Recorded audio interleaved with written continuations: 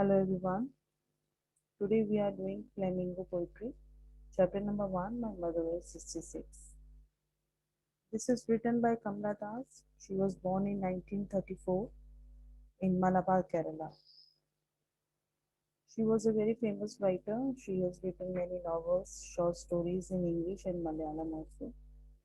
So let's start the poetry. My Mother at 66. Let's do the summary first. The poet was driving from her parents' home to the Cochin airport last Friday morning. Her mother was sitting beside her. She was 66 years old. The old lady was dozing. Her mouth remained open, her face looked pale and faded, and it was grey like ash. It looked lifeless like a corpse. Corpse here means dead body. The lifeless and faded face of her mother pained her heart.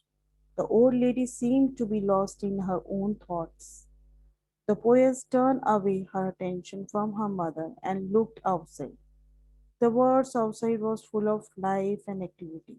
The young trees seemed running fast. The children looked happy while moving out of their homes.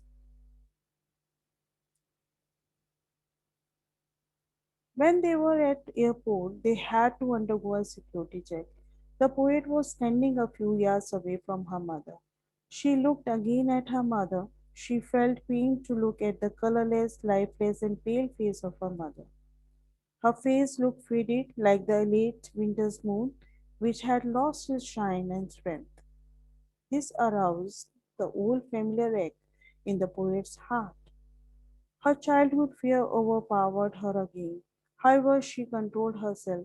She appeared to be normal. She scattered a smile on her face while saying goodbye to her mother. She wished to see her old Amma again. So this was a summary in English. Let me explain in Hindi also.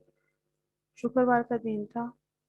जो writer है अपने माता पिता के घर कोचीन हवाई अड्डे की ओर गाड़ी चलाती हुई जा रही थी और उसकी माँ उसके साथ बैठी थी जिसकी एज 66 थी। जो वृद्धा थी, उसकी मदर थी, बूढ़ी थी और वो ऊँग रही थी। उनका मुंह खुला रह गया था और उनका जो चेहरा था पीला और मुरझाया हुआ दिखता था, जैसे कि राख, जैसे विवरण धूसर लगता था उस टाइप से, जैसे किसी शरीर है लेकिन उसमें जान नहीं है। वह एक लाश के समान निर्जीव उनका शरीर लगता था।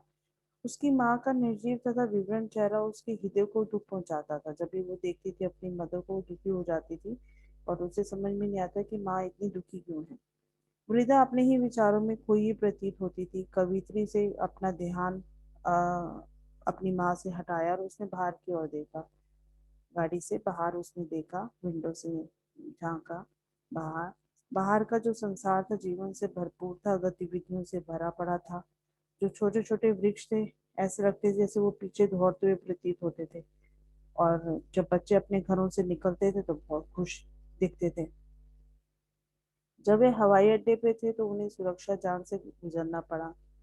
कवित्री अपने माँ से कुछ ही गज दूर पर खड़ी थी। उसने अपनी माँ को फिर एक बार देखा। माँ के विवरण निर्जीव तथा पीले चेहरे को देखकर वह पुनः दुखी हो गई। उसका चेहरा उसे बीती हुई शरद ऋतु के विवरण चंद्रमा की भांति दिखाई देता था, जिसकी जो चमक और शक्ति थी वो खो चुकी थी। इसने कवित्री के हृदय में पुरानी जानी पहचानी टीस यानी कि पीड़ा जागृत कर दी। उसके बचपन के भय से उसे फिर जकड़ दिया, किंतु उसने अपने स्वयं को नियंत्रित किया, इकट्ठा किया। वह सामान्य दिखने लगी, नॉर्मल दिखने लगी, और उसने अलविदा कहते समय अपने चेहरे पर मुस्कान बिखेर ली।